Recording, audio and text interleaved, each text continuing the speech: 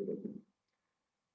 हाँ, तो ध्यान देना है, सोर्स S1 से ये पॉइंट P x1 दूरी पे है, सोर्स x2 से ये पॉइंट P x2 दूरी पे है, और दोनों से वेव निकल रहा है। सोर्स S1 से कुछ इस तरीके से वेव यहाँ से निकलते हुए जा रहा है, साइनोसॉइडल निकल रहा है, और ये आगे भी जा रहा है। एंड सोर्स S2 से भी वेव निकल रहा है, और वो भी कुछ इस तरीके से साइनोसॉइडली जा रहा है, एक तरीके से।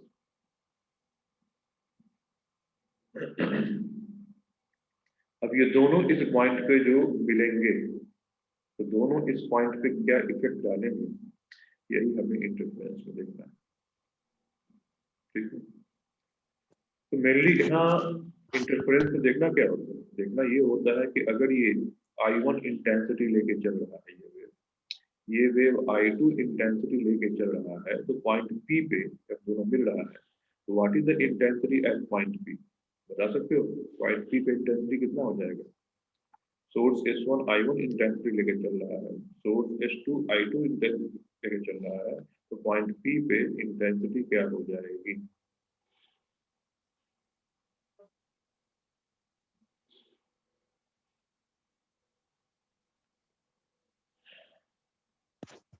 बोला जाए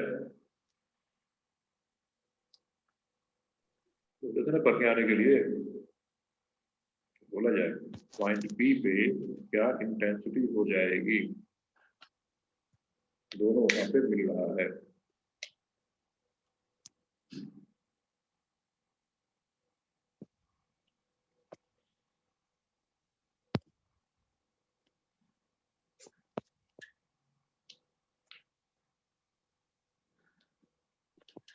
डिस्ट्रक्टिव, वो नहीं पता मुझे, कंस्ट्रक्टिव की डिस्ट्रक्टिव, तुम्हें जो लगता है बताओ।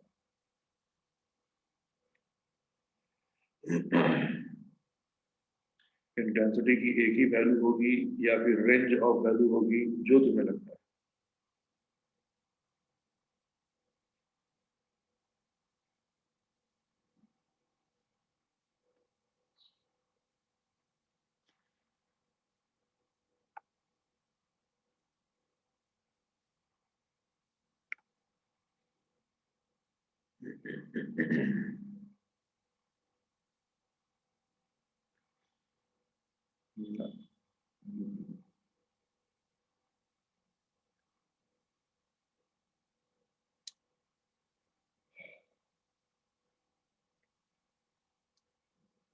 तो मेनली हमें इस पॉइंट पे कितनी इंटेंसिटी, मान लो ऐसे एग्जांपल समझो कि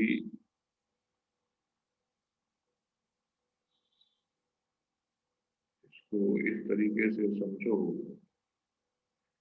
कि S1 पे कोई साउंड का सोर्स है, ठीक है, S1 पे कोई आवाज, S1 पॉइंट से कोई आवाज आ रही है, और S2 पॉइंट पे कोई आवाज आ रही है, और दोनों साउंड को सुनने के लिए तुम यहाँ पे खड़े हो, पॉइंट P पे खड़े हो। S1 से जो आवाज आ रही है वो I1 इंटेंसिटी का आ रहा है, और S2 से जो आ रहा है I2 इंटेंसिटी का आ रहा है। तुम्हें P पे कितनी इंटेंसिटी सुनाई पड़ेगी, I1 से ज्यादा, I2 से ज्यादा, या उससे कम?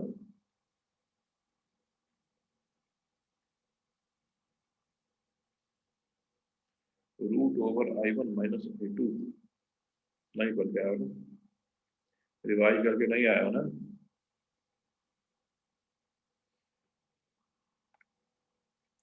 सही सही बोलो, रिवाइज करके आए हो कि नहीं आए हो, कि हम फिर सीधे बिल्कुल जीरो से स्टार्ट करें, क्वेश्चन वोश्चन ना करें?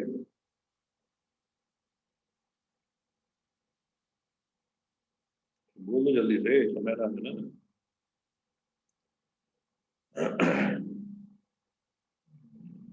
कोई फर्क नहीं है, हम पूछ के आ रहे हैं, जवाब क्या देना है। सीधी सी बात है कि मान लो अगर यहाँ से इंटेंसिटी जो है यूनिट मानते हैं, 10 यूनिट की इंटेंसिटी ये दे रहा है, 20 यूनिट की इंटेंसिटी ये दे रहा है, तो मुझे P पे इंटेंसिटी कितना मिलेगा? क्या तुम एक पर्टिकुलर वैल्यू दे सकते हो या रेंज ऑफ वैल्यू दे सकते हो? क्या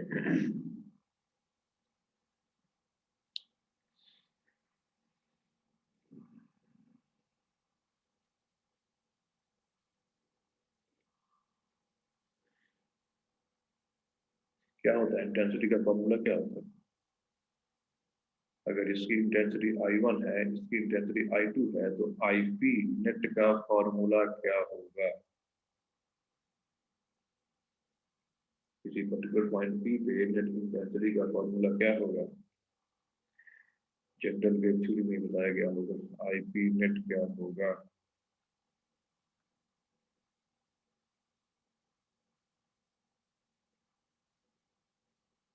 हाँ सुमित, विपुल, बताओ। Net intensity at point P कितना आ जाएगा?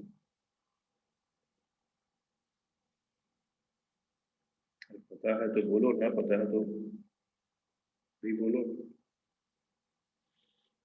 आवाज जा रही है ना मेरी कि नहीं जा रही है?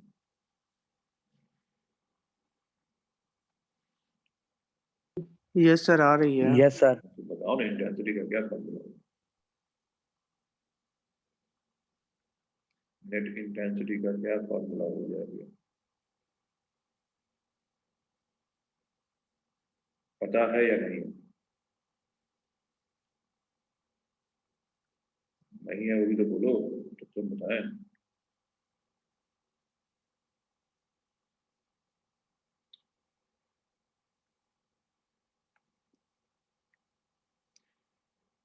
ऐसे चुपचाप बैठे रहो तो I1 plus I2 plus 2 root I1 I2 cos phi.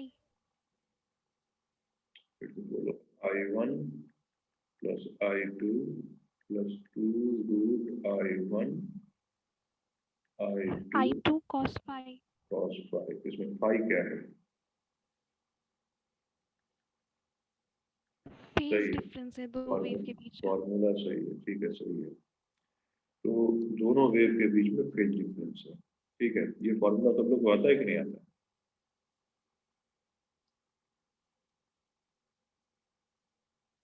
Vector sum की तरह। ये फॉर्मूला किस तरीके से आता है, क्या इसके पीछे लॉजिक ये सब लोग को आता है ना? वेक्टर सम तो ठीक है, लेकिन फॉर्मूला में फेज डिफरेंस क्या होगा, पाथ डिफरेंस क्या होगा, ये सब। इसी फॉर्मूला को हम I net equal to I1 plus I2 two root over I1 I2 cos 2 pi lambda x1 minus x2 ऐसे भी लिख सकते हैं।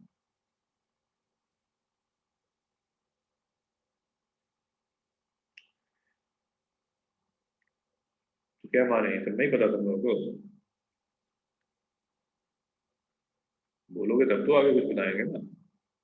पता है तो ठीक है, आगे फॉर्मूला लेके चलते हैं, नहीं पता तो बोलो, फिर फॉर्मूला बताते हैं कहाँ से है। ऐसे चुप रहने से क्या होगा?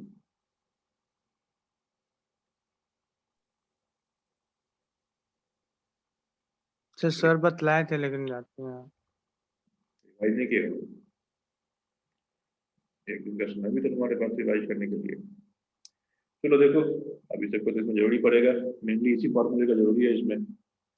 तो सब कुछ करो, ये जो साइनसॉइडल वेव है, साइनसॉइडल वेव है, उसकी ये जो सोर्स है, तो इस साइनसॉइडल वेव का वेव इक्वेशन क्या लिखोगे? जैसे मान लो यहाँ लिखते हैं y1 equal to a1 sine omega t plus k x plus y1, ठीक है। और थोड़ा जनरल लेते हैं, और थोड़ा जनरल जनरलाइज करते हैं इसको। यहाँ पे इसको और थोड़ा जनरलाइज कर देते हैं, और थोड़ा जनरलाइज करेंगे।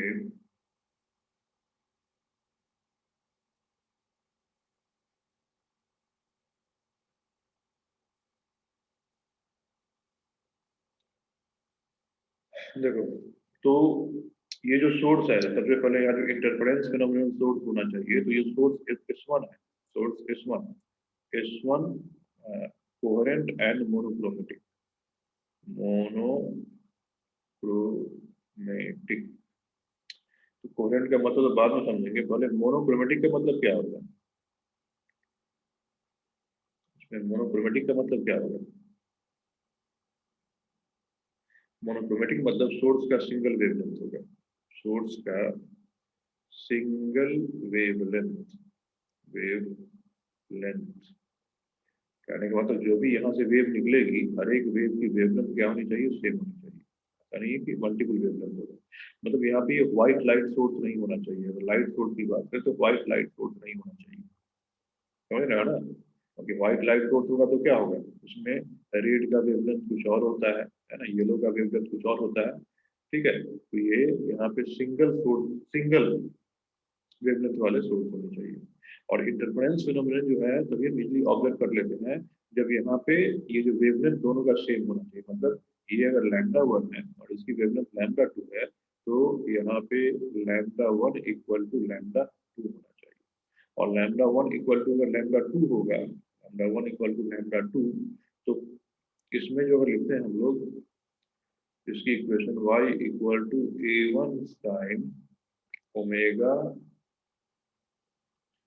1t plus k1x plus phi1, ये इसका लिखते हैं इक्वेशन।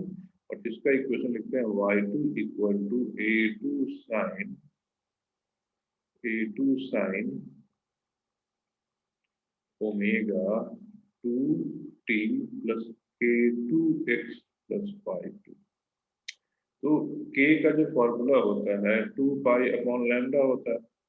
तो अगर λ1 इक्वल टू λ2 है तो k1 इक्वल टू 2 पाई λ1 लिखेंगे एंड k2 इक्वल टू 2 पाई λ2 लिखेंगे। तो अगर इफ λ1 इक्वल टू λ2 हमने ले लिया है तो k1 और k2 की वैल्यू क्या होगी, सेम होगी। ये होगा कि नहीं होगा,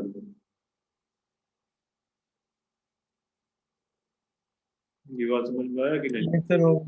अच्छा, तो यहाँ पे है ना सस्टेनेबल इंटरफेरेंस, मतलब कि वो इंटरफेरेंस जो सस्टेन करता है और जिसको हम ऑब्जर्व कर पाएंगे, तो उसके लिए हमको दोनों का वेवलेंथ सेम लेना पड़ेगा और दोनों की फ्रीक्वेंसी भी सेम लेनी पड़ेगी। फ्रीक्वेंसी क्यों सेम लेनी पड़ेगी तो वो भी देख लेते हैं। तो मोनोक्रोमेटिक सोर्स होना चाहिए, सिंगल वेवलेंथ क्या होना चाहिए। तो एक बात तो तय हो गया कि यहाँ पे k की वैल्यू दोनों की क्या होगी, सेम होगी। यहाँ पे y1 equal to a1 sine omega 1t plus kx plus phi1 ये ले लिया हमने। और y2 equal to a2 sine omega 2t plus kx, यहाँ पे ये x ही रहेगा फिलहाल अभी, ये x kx प्लस phi2 ये लिख देंगे, ठीक है। ये दोनों वेव जो है इस तरीके से जा रहा है। अब दोनों जो है पॉइंट पी पे मिले हैं, तो पॉइंट पी पे मिले हैं तो पॉइंट पी पे जो सुपर इम्पोज होगा, तो सुपर इम्पोज वेव जो होगा है ना, और सुपर इम्पोज्ड रिजल्टेंट वेव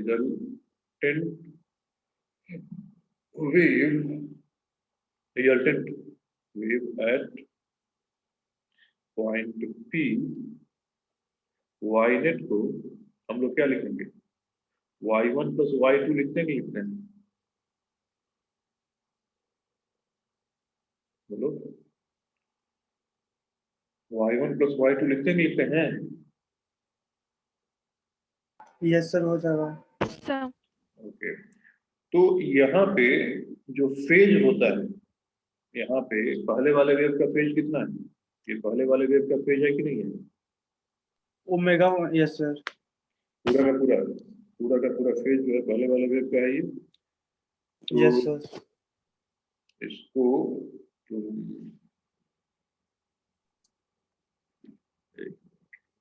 इसको नाम चेंज कर दो, अल्फा 1 कर दो, इसको अल्फा 1 और इसको अल्फा 2 कर दो, और पहले वाले वेव को ये बोल दो और दूसरे वाले वेव के फेज को कितना बोल दो, ये phi2 बोल दो, ठीक है।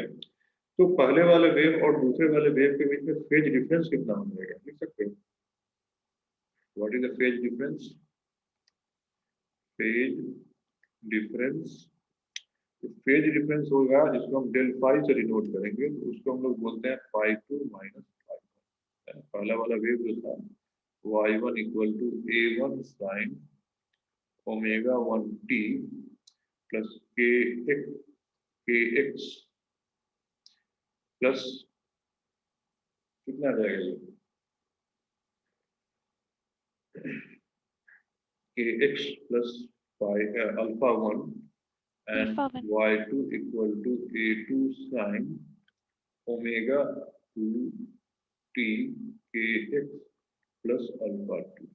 अच्छा, तो फेज डिफरेंस हम कहाँ पे निकाल रहे हैं? किसी जनरल पॉइंट पे p पे निकाल रहे हैं कि नहीं निकालना है? फेज डिफरेंस जनरल पॉइंट पे निकालना है। Okay, Sir. देखो जब ये वेव यहाँ से यहाँ तक ट्रेवल करेगा, जब ये वेव यहाँ से यहाँ तक ट्रेवल करेगा तो किसी पर्टिकुलर लेंथ पे जाके हम क्या निकाल रहे हैं? फेज निकाल रहे हैं। तो अगर हम इसको इस लेंथ के पार्टिकल यहाँ पे जो पॉइंट पी पे पार्टिकल होगा उस पार्टिकल का मोशन देखें, उस पार्टिकल का मोशन कैसा होगा? वो इस पॉइंट पे स्टेप कर रहा होगा कि नहीं कर रहा होगा? दोनों वेव के पहुंचने से ये स्टेप करेगा कि नहीं करेगा? Yes sir. है ना? तो उसी स्टेप में इसका क्या फेज है ये निकालना है। तो हमें क्या करना होगा? यहाँ पे ये वाला वेव पहुंचा तब और ये वाला वेव पहुंचा तब, दोनों का फेज डिफरेंस क्या है? तो मुझे x जो है इस पर्टिकुलर p के लिए डालना पड़ेगा। तो अगर हम सोर्स S1 पे वेव की बात करें तो उसमें x की वैल्यू कितनी डालोगे? x2। सोर्स S1 से जो उसकी दूरी होगी, उस वेव को वहां तक पहुंचने में जो डिस्टेंस ट्रेवल करना पड़ रहा होगा, तो यहाँ पे जब वो वेव पहुंचेगा, तो यहाँ जो हम लेंगे y1 एट पर्टिकुलर x1, ये हो जाएगा वेव इक्वेशन नहीं होगा, ये क्या हो जाएगा? सिस्टम का इक्वेशन हो जाएगा। ये बात समझ रहे हो कि नहीं समझ रहे हो? जब हम when x equal to x1 करेंगे, किसके लिए? फॉर सोर्स 1 के लिए, तो उस केस में y(x1) पे जो आ जाएगा वो a1 sine omega 1t plus kx1 plus alpha 1। अब इसमें ये पूरा का पूरा कांस्टेंट हो जाएगा, नहीं हो जाएगा? ये पूरा कांस्टेंट होगा कि नहीं होगा? Yes sir, constant. Sir. तो जब ये कांस्टेंट हो जाएगा तो खाली ये x के हिसाब से वेरी नहीं करता माना जाएगा, खाली t के हिसाब से। और नॉर्मल जो इक्वेशन होता है सिस्टम का, याद करो कितना होता है? y equal to a sine omega t plus phi, ऐसा होता है कि नहीं होता है? इसमें खाली ओमेगा t वेरी कर रहा होता है और फाई क्या होता है? कांस्टेंट होता है। तो ये किस चीज का इक्वेशन हो जाएगा? ये हो जाएगा इक्वेशन ऑफ SHM, किसका? पार्टिकल एट पॉइंट बी पे, या जो भी फिजिकल क्वांटिटी होगी पॉइंट पी पे हम कंसीडर कर रहे हैं, वो साइनसॉइडली कैसे वेरी कर रहा है उसकी इक्वेशन हो जाएगी। ये समझ में आ रहा है कि नहीं आ रहा है? Yes sir.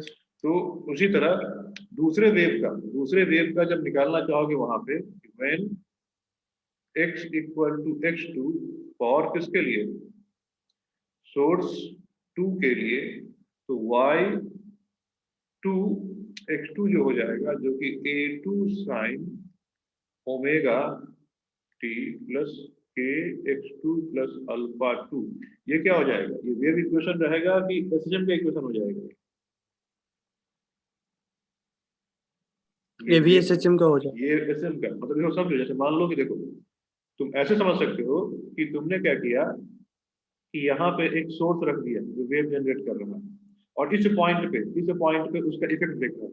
तो मान लो ये वेव यहाँ पे इस तरीके से पहुंचा, ये इस तरीके से पहुंचा, तो इस पॉइंट का जो भी पार्टिकल होगा या इस वेव में जो भी फिजिकल क्वांटिटी होगी जो एनर्जी लेके कैरी कर रहा होगा, वो साइनसॉइडली कैसे वैरी कर रहा है उसका इफेक्ट यहाँ पे आएगा। तो उसका इफेक्ट यहाँ पे जानने के लिए तुमको ये पता होना चाहिए ना कि ये कितनी दूरी पे है और ये उस समय किस तरीके से स्टेप कर रहा है, तो यहाँ पे ये कैसे मोशन कर रहा है, तो यहाँ पे इसकी क्या इक्वेशन लिखी जाएगी? इसके मोशन की इक्वेशन लिखी जाएगी जो SHM की इक्वेशन होगी। तो वेव इक्वेशन में क्या होगा? वेव इक्वेशन में t भी वैरी करेगा और x भी वैरी करेगा, लेकिन अगर उसमें हम क्या करते हैं, कोई एक पर्टिकुलर x की वैल्यू लिख देते हैं, तो उसमें हम क्या लिखते हैं? उस पर्टिकुलर x पे जाके वो कैसे सिंपल हार्मोनिकली वैरी कर रहा है उस इफेक्ट को देख रहे हैं, तो वो इक्वेशन ऑफ क्या हो जाएगा? SHM हो जाएगा। ये समझ में आया कि नहीं आया? यस सर आया। ओके, तो हम अगर फेज डिफरेंस निकालना चाह रहे हैं, तो हमें उस पॉइंट पे फेज डिफरेंस लिखना होगा। तो हम किसका फेज डिफरेंस निकालेंगे? वहां पे x रहेगा कि x1 x2 आ जाएगा? यहाँ जब हम फेज डिफरेंस लिखेंगे तो यहाँ पे फेज में क्या आ जाएगा? फाइव वन कितना आएगा? फाइव वन जो हो जाएगा omega one t plus k x one plus alpha one आ जाएगा, और फाइव टू की value omega t plus k x two plus alpha two आएगी। ये होगा कि नहीं होगा जब किसी पर्टिकुलर पॉइंट पे फेज डिफरेंस देख रहे हैं? Yes sir. और Yes, sir. डेल फाई की वैल्यू अब माइनस कर दो, दोनों को माइनस कर दो, तो omega two t plus k x two plus alpha two minus omega one t minus k x one minus alpha one हो जाएगा। और इस फेज डिफरेंस को हम लिख सकते हैं इधर, कितना हो गया? तो t कॉमन ले लो, तो t कॉमन ले लिया तो omega two minus omega one हो गया, और प्लस यहाँ से k कॉमन ले लो तो x2 माइनस x1 हो गया, और plus alpha two minus alpha one हो गया। बहुत इंपॉर्टेंट फार्मूला है ये पहले भी साउंड वेव में तुम लोग पढ़ चुके होंगे या वेव टू में पढ़ चुके होंगे। अब देखो, ये जो फेज डिफरेंस है, ये किन किन बातों पर निर्भर कर रहा है? अच्छा, ये अल्फा वन अल्फा टू क्या है इसमें बताओ जरा। अल्फा वन अल्फा टू क्या है इसमें? अल्फा वन और अल्फा टू क्या था? इक्वेशन देके बताओ। यहाँ पे था अल्फा वन और ये था alpha two. Phase constant. Initial phase constant. जैसे मान लो हम कोई इक्वेशन लेते हैं ना कि 20 साइन पाई टी प्लस यहाँ पे के एक्स प्लस 30 डिग्री मतलब पाई बाई सिक्स। तो ये अल्फा वन, जैसे अल्फा की बात कर लेंगे तो अल्फा यही हो जाएगा, ये तो कांस्टेंट वैल्यू होगा, ये कांस्टेंट वैल्यू हो जाएगा। ये जो फेज डिफरेंस है, अभी जो फेज डिफरेंस का इक्वेशन लिखा हुआ है, क्या ये समय के हिसाब से बदलेगा कि नहीं बदलेगा? ये यस सर फेज बदलेगा। बदलेगा ना? बदलेगा। ओके, मतलब यहाँ से जो वेव जा रही है और यहाँ से जो वेव जा रही है, इस पॉइंट पी पे इसका जो फेज है समय के हिसाब से, फेज डिफरेंस वो समय के हिसाब से बदलेगा। अच्छा, अगर मैं अलग पॉइंट चूज कर लूँ, पॉइंट पी के अलावा कोई दूसरा पॉइंट क्यू चूज कर लूँ जिसकी यहाँ से डिस्टेंस कुछ और होगी और यहाँ से डिस्टेंस कुछ और होगी, तब ये फेज डिफरेंस बदलेगा कि नहीं बदलेगा?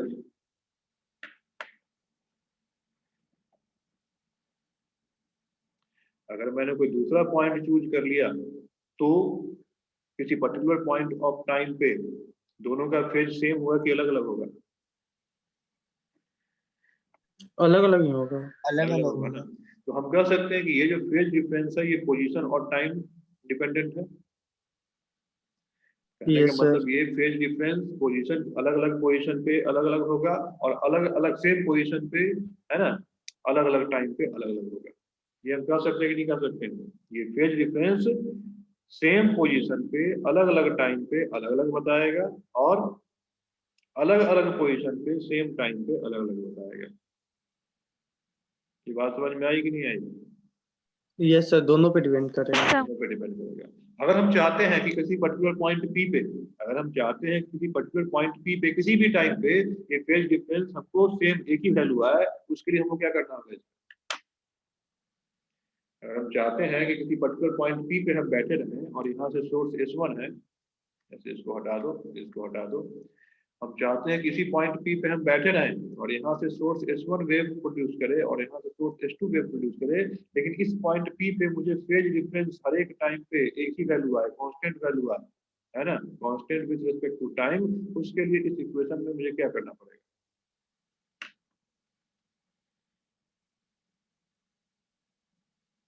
बोलो। चाहे कोई भी समय हो, इसमें फेज डिफरेंस जो है समय पे डिपेंड ना करे, उसके लिए मुझे क्या करना पड़ेगा इस इक्वेशन में?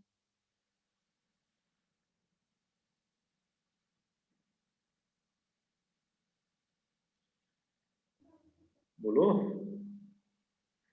Omega 1 is equal to omega 2। Time का जो फैक्टर है इसमें से हटाना पड़ेगा ना, टाइम वाला टर्म को जीरो करना पड़ेगा। तो जीरो कब होगा ये टाइम डिपेंडेंट ना हो, मतलब टाइम वाला factor T omega 2 minus omega 1 इसमें रहे ही ना, कोई भी टाइम पे क्या आ जाए, ये जीरो आ जाए। तो ये तभी होगा ना जब ओमेगा 1 इक्वल टू क्या हो जाए, ओमेगा 2 हो जाए। मतलब यहाँ अगर ये ओमेगा 1 फ्रीक्वेंसी से वेव प्रोड्यूस कर रहा है, ये ओमेगा 2 से प्रोड्यूस कर रहा है, तो ओमेगा 1 इक्वल टू ओमेगा 2 होगा। तो हम अगर कोई पर्टिकुलर पॉइंट चूज कर लें जिसकी यहाँ से दूरी कितनी है, x1 है, और यहाँ से दूरी कितनी है, x2 है, तो अगर हम इस पर्टिकुलर पॉइंट पे फेज डिफरेंस निकालना चाहें इस वेव का, जो वेव यहाँ से चल रहा है और जो वेव यहाँ से चल रहा है, उसके फेज डिफरेंस का इक्वेशन ये है, तो किसी पर्टिकुलर पॉइंट P पे किसी भी टाइम पे यहाँ से वेव चलना शुरू किया और यहाँ से वेव चलना शुरू किया, अगर हम दोनों की फ्रीक्वेंसी सेम ले लेते हैं, तो यहाँ पे जो मुझे फेज डिफरेंस है, जैसे मान लो फेज डिफरेंस यहाँ पे मुझे 50 डिग्री मिल रहा है, तो हम अगर कोई भी टाइम t इक्वल टू 0 से लेके अनंत काल तक यहाँ बैठे रह जाए, तब भी मुझे क्या होगा, उस पे फेज डिफरेंस कितना 50 का मिलेगा। ये बात समझ में आ रही है कि नहीं आ रही है? यस सर आया। आया। उस समय हम बोलेंगे, अब यहाँ पे देखो कोई पर्टिकुलर पॉइंट जो हम चूज कर रहे हैं, वहां पे फेज किसी भी टाइम पे कांस्टेंट है कि नहीं कांस्टेंट है? है सर। और उसको उस कांस्टेंट रखने के लिए हमको सोर्स पे क्या कंडीशन लगाना पड़ा है, दोनों सोर्स की फ्रीक्वेंसी सेम करनी पड़ी है कि नहीं करनी पड़ी है? Yes sir. तो सर हाँ, तो वो सोर्स जिसकी फ्रीक्वेंसी सेम होती है उसी सोर्स को हम लोग कोहेरेंट सोर्स बोलते हैं। क्योंकि कोहेरेंट का हम पिछले क्लास में डिफिनेशन क्या लिखवाए थे कि दो सोर्स कोहेरेंट तब कहे जाते हैं जब किसी भी पर्टिकुलर पॉइंट पे उनका फेज डिफरेंस टाइम इंडिपेंडेंट हो जाए, टाइम पे डिपेंड ना करे, मतलब वो कांस्टेंट हो जाए, किसी भी टाइम पे क्या रहे, फिक्स वैल्यू रहे, वैसे सोर्स को कोहेरेंट सोर्स बोला जाता है। तो उस कोहेरेंट की कंडीशन लगाने के लिए मुझे क्या करना पड़ेगा, उसमें दोनों सोर्स की फ्रीक्वेंसी क्या होनी चाहिए, सेम होनी सेम होनी चाहिए। चाहिए। ठीक है, तो ये हुआ कोहेरेंट सोर्स का डिफिनेशन। तो यहाँ पे कोहेरेंट सोर्स हमें क्यों चाहिए होता है, कोहेरेंट सोर्स तभी चाहिए, इसलिए चाहिए होता है कि ताकि यहाँ जो फेज है, फेज वो किसी भी पॉइंट पे मुझे क्या मिले, कांस्टेंट मिले। कांस्टेंट क्यों मिले, क्योंकि अगर हम इंटरफेरेंस फिनोमेनन को डिटेक्ट करना चाहते हैं तो हम क्या करेंगे, यहाँ पे मेरे पास जो डिटेक्टर रहेगा, डिटेक्टर वो इंटेंसिटी डिटेक्ट करता है। जैसे साउंड है तो साउंड की इंटेंसिटी डिटेक्ट करेगा, लाइट वेव है तो लाइट की इंटेंसिटी डिटेक्ट करेगा। तो अगर यहाँ पे मुझे एक फिक्स इंटेंसिटी मिलती है, तभी तो हम उस इंटेंसिटी को डिटेक्ट कर पाएंगे ना, कि यहाँ पे क्या उसमें फ्रीक्वेंसी ये होगा, फेज डिफरेंस होगा। तो इंटेंसिटी का फॉर्मूला भी लिखे हैं, I net equal to I1 plus I2 plus 2 root I1 root I2 cos delta five. तो देखो I1 I2 तो फिक्स होगा, अगर यहाँ पे cos फिक्स होगा तभी तो मुझे एक पर्टिकुलर पॉइंट पे एक पर्टिकुलर इंटेंसिटी मिलेगी। और तो हम देख पाएंगे कि हाँ, अलग अलग पॉइंट पे इंटेंसिटी निकाल के कंपेयर कर पाएंगे, कहाँ इंटेंसिटी ज्यादा और कहाँ इंटेंसिटी कम है। अगर यहाँ पे इंटेंसिटी समय के साथ वेरी करेगा तो पॉइंट पी की इंटेंसिटी हम क्या मानेंगे, जैसे मान लो पॉइंट पी है और वेरिएबल हो जाएगा। है ना, वेरिएबल हो जाएगा पॉइंट पी और पॉइंट क्यू की अच्छा। इंटेंसिटी में हम फर्क करना चाह रहे हैं किसकी इंटेंसिटी ज्यादा और किसकी इंटेंसिटी कम है। उसके लिए दोनों इंटेंसिटी का, दोनों पॉइंट पे इंटेंसिटी कांस्टेंट होना चाहिए कि नहीं होना चाहिए। और इंटेंसिटी कांस्टेंट तभी हो सकता है जब यहाँ पे फॉर्मूले में डेल पाई की वैल्यू क्या हो, समय के हिसाब से कांस्टेंट। और वो तभी हो सकता है जब दोनों सोर्स क्या हो, कोहेरेंट हो। तो इसीलिए होता है कि अगर तुम्हें सस्टेनेबल, मतलब कि वैसा इंटरफेरेंस जो इजीली ऑब्जर्व हो सके, डिटेक्टर से डिटेक्ट कर सके, उसके लिए मुझे कोहेरेंट सोर्स चाहिए होता है। आया बात समझ में? यस सर Yes, आया। sir. Yes sir. तो अभी हम केवल इस बात को समझाए हैं कि यहाँ से चले हैं कि इंटरफेरेंस के लिए कोहेरेंट सोर्स क्यों जरूरी है और कोहेरेंट सोर्स के लिए क्या कंडीशन होना चाहिए। अब ये जो कोहेरेंट सोर्स हम समझाए हैं, ये सीबीएसई में पूछे हुए हैं कई बार कि कोहेरेंट सोर्स क्या होता है, एक्सप्लेन विद एग्जांपल। तो लिख दोगे ना कि नहीं लिख पाओगे आप? Yes, sir. sir, Yes. लिख लो।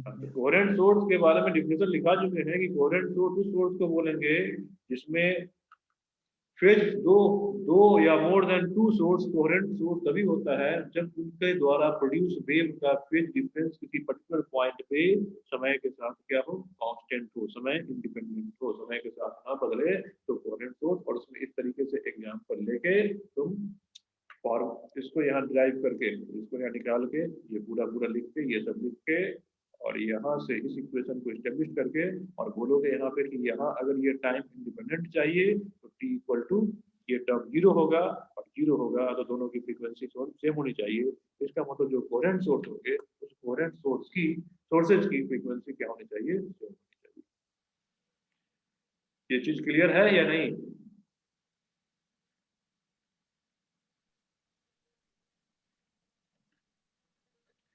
इसमें दिक्कत है? यस सर क्लियर है। Here. ओके, तो अब हम आगे देखते हैं वही इंटरफेरेंस के बारे में, इंटरफेरेंस ऑफ वेव्स। तो अब ये क्लियरली तुम लोगों को पता होगा कि यहाँ जो हम सोर्स ले रहे हैं S1 और ये सोर्स ले रहे हैं S2, तो हम जब लिखें कि source S1 and S2 are monochromatic